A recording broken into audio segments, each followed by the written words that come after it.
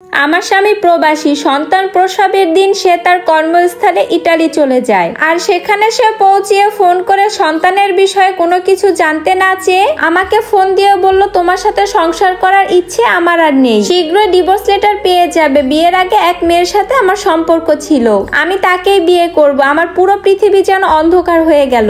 আমি কোনো রকমে ব্যথা সহ্য করে বললাম, যদি অন্য মেয়েকেই ভালোবাসতে তাহলে আমাকে বিয়ে করেছিলে কেন? আর তোমার যে বউ আছে তুমি বিয়ে করেছো, এটা কি ওই মেয়ে জানে? আমার স্বামী এ দুটো প্রশ্নের উত্তর না দেই ফোনটা কেটে দিল। তারপর থেকে সে আমার সাথে আর কোনো যোগাযোগ রাখেনি। সদ্য জন্ম নেওয়া মেয়েটাকে নিয়ে আমি এখন কি করব? 2 মাস পর আমি আনমনে কান্না করতে লাগলাম আর ভাবতে লাগলাম আমার জীবনটা অনেকটা রূপকথা রাজরানীর মতন। আমাদের মতন প্রবাসী স্ত্রীদের দিন শেষে ভালোবাসি বলে ভালোবাসার মানুষটা আর থাকে না। অন্যান্য মেয়েদের স্বামীদের মতন একবার মুখে তুলে খাইয়েও দেয় না। ঈদ কোরবানিতে কেউ শপিং মলে নিয়ে যে বউয়ের জন্য পছন্দের শাড়ি চুড়ি কিনে দেয় না। আমার তো সবার আগে শ্বশুর শাশুড়ি আর ননদের জন্যই কিনতে হয়। সবশেষে আমার সন্তানের জন্য কেনাকাটা করে নিজের জন্য আর কোনো কিছুই যেন কিনতে ইচ্ছে করে না। টাকা পয়সার অভাব নেই আমার প্রবাসী স্বামীর, কিন্তু মাঝে মধ্যে এইসবের মাঝে শান্তি খুঁজে পাই না আমি। এত প্রতীক্ষার পর স্বামী যখন বিদেশ থেকে আসে তখন তিনি শ্বশুর বাড়ির আত্মীয় স্বজনদের নিয়ে এতটাই ব্যস্ত থাকেন যে আমাকে আর সময় দিতেই পারে না।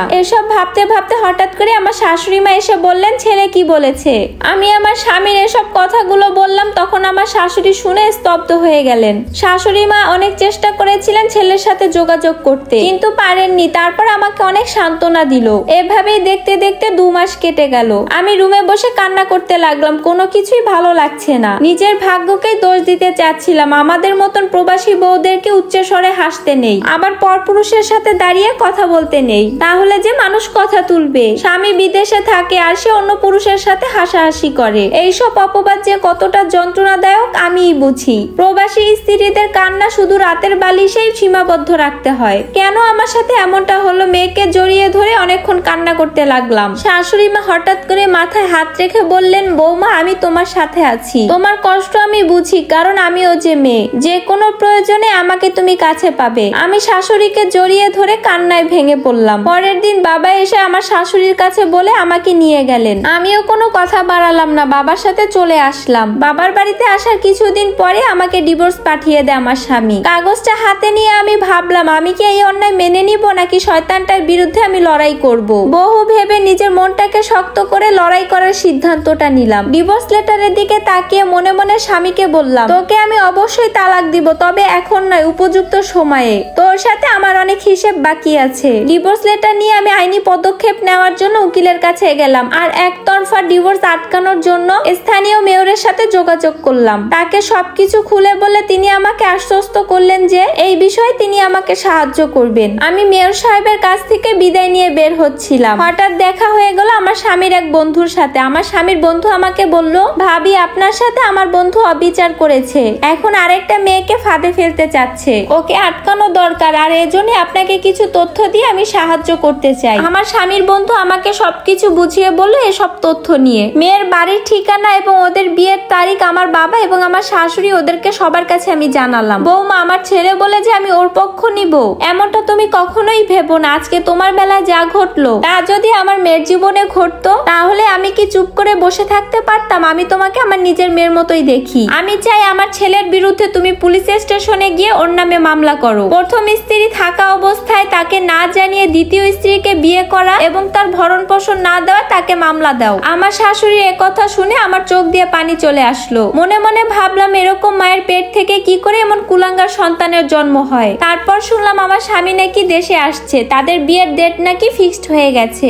তারপর বিয়ের দিন আমার স্বামীর সব আয়োজন কমপ্লিট, কাজী সাহেব শুধু বিয়েটা পড়াবেন। এমন সময় আমি এবং আমার শাশুড়ি, আমার বাবা সহ এবং পুলিশ সহ ওর বিয়েতে গিয়ে হাজির হলাম। নতুন পাঞ্জাবি পরে আমার স্বামী উপস্থিত ছিল। মুখে ছিল লাজুক হাসি, কিন্তু আমাদেরকে দেখে তার মুখে লাজুক হাসির জন্য অদৃশ্য হয়ে গেল। হাসির বদলে চোখে মুখে দেখা গেল আতঙ্ক।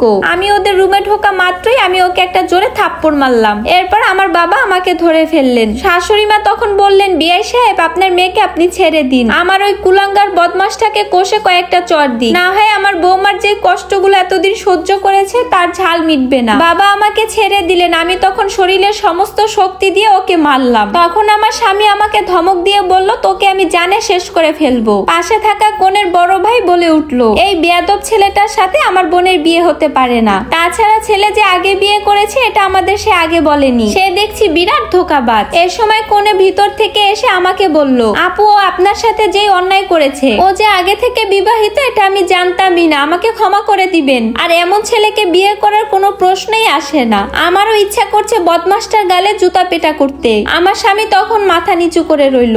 অনেকক্ষণ পর মাথা তুলে আমাকে বলল, আমাকে দয়া করে আরেকটা বার সুযোগ দাও। সত্যি আমি অনেক বড় ভুল করেছি, আমি কথা দিচ্ছি আমি ভালো হয়ে যাব।